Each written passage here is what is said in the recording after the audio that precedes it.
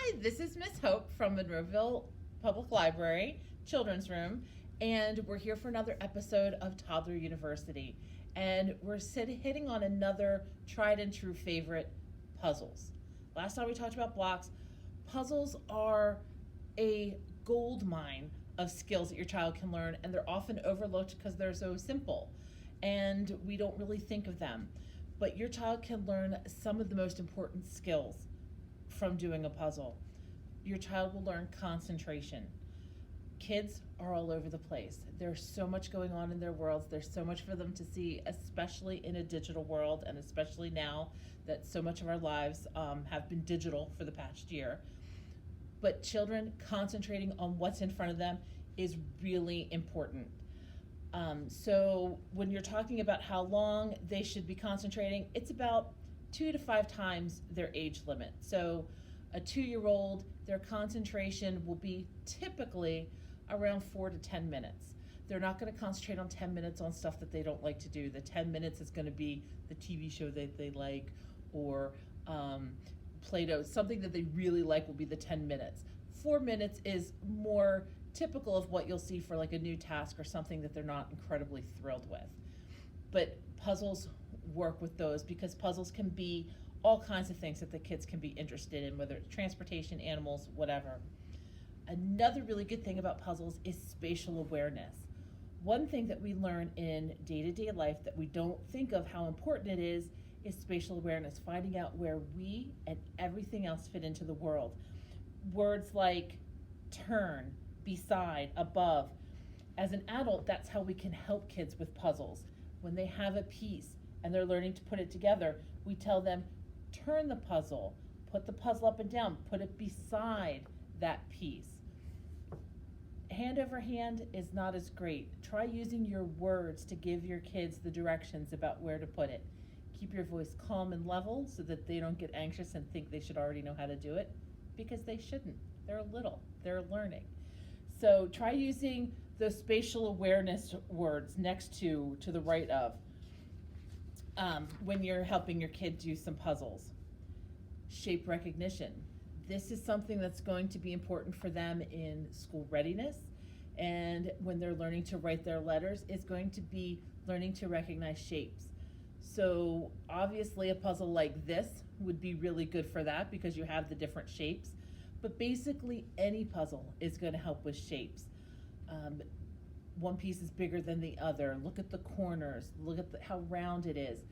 All of those will help. And when you're starting to learn to write letters, a C is just a circle with a hole in it. So you'll learn all those different things. They'll be able to build their skills starting with the puzzles and learning to recognize the shapes. So supply them with those puzzles. An obvious one, and one skill we talked about with blocks, is the fine motor skill. All those skills that use the small muscles like the fingers and the hands are really great when it comes to working with puzzles. You're going to really practice those skills. Kids are going to have to turn the pieces. They're going to have to move the pieces. And different puzzles work really well for different kids for that same reason. These puzzles have a knob on them. They're going to be really good for younger kids who might not be able to get the puzzle pieces out without the knobs. It gives them something to hold on to as they manipulate the pieces.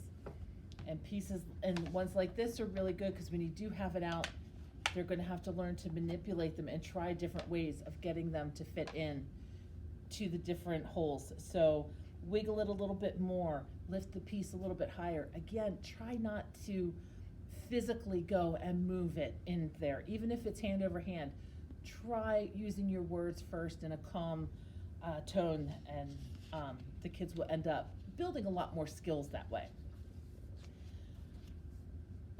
Now, this next skill, almost everything your child does, they're learning their problem-solving skills. Puzzles are a great one for that. You have a very clear task. You have to take this piece and put it into the puzzle where it belongs. So you're going to solve the problem of how that goes. So the child goes to put the piece in wrong. They have to learn, it's not fitting that way. What can we do to see if it can fit? And if they don't figure it out, then we try our spatial awareness terms. Why don't you try turning the piece? Why don't you try lifting it up? Why don't you try wiggling it in? So all these are going to be them figuring out what to do to solve the problem for themselves next time. A good way to practice this would be to take a puzzle and dump out all the pieces and turn them so they're facing up, and then talk with a child about how the different pieces. This has two long sides and two short sides. They have very flat sides. Where can we find a spot that has all these flat sides? And that way they can learn to look at the different pieces of a problem to come up with their solution. Language. We were just talking about using the spatial awareness terms. Using your words to help the child figure out how to put the puzzle away is going to build their language so much more. They'll learn to listen to the clues in what you say.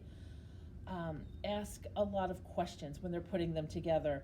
Ask them to point to a specific shape. Can you show me the green shape? Can you show me the triangle? Where's the circle? Where's the butterfly?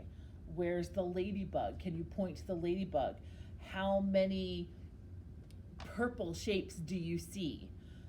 Ask them questions like that. Have them use their language, listen to yours, and use their own to answer you. And think of your child's face when they've finished a puzzle. You clap for them, they get a big smile on their face. Puzzles are a great way to build a child's self-esteem. It's something they can do with their skill level. It's something they can do on their own. It's something they can work on. It's a problem that they solved. And every time your child solves a problem, every time your child realizes that they are capable and they can do this, their self-esteem grows. The more their self-esteem grows, the more excited they'll be about learning. The more excited they are about learning, the better they're going to be at learning. So it all comes down to self-esteem. Give your kids, like I said, try not to do hand over hand. Try to give them clues. Have them do it by themselves. The more they can do, the more proud of themselves they'll be. Congratulate them on how hard they worked. Congratulate them on what a good job they did solving the puzzles. Yes, they finished it, and that's great, but you did really great figuring out where all those pieces went.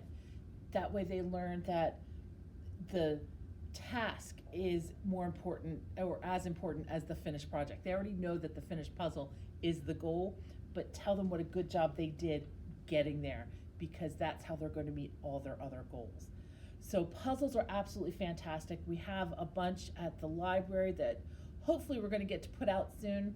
People have them at home. There's all kinds. You can get letters, you can get numbers, you can get shapes, you can get animals.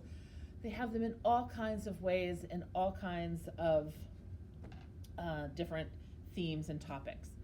So I hope that you all have a great time with your puzzles. Feel free to share any pictures with us, what your child's favorite puzzle is. And yeah, stay tuned for next time. All right, take care. Bye-bye.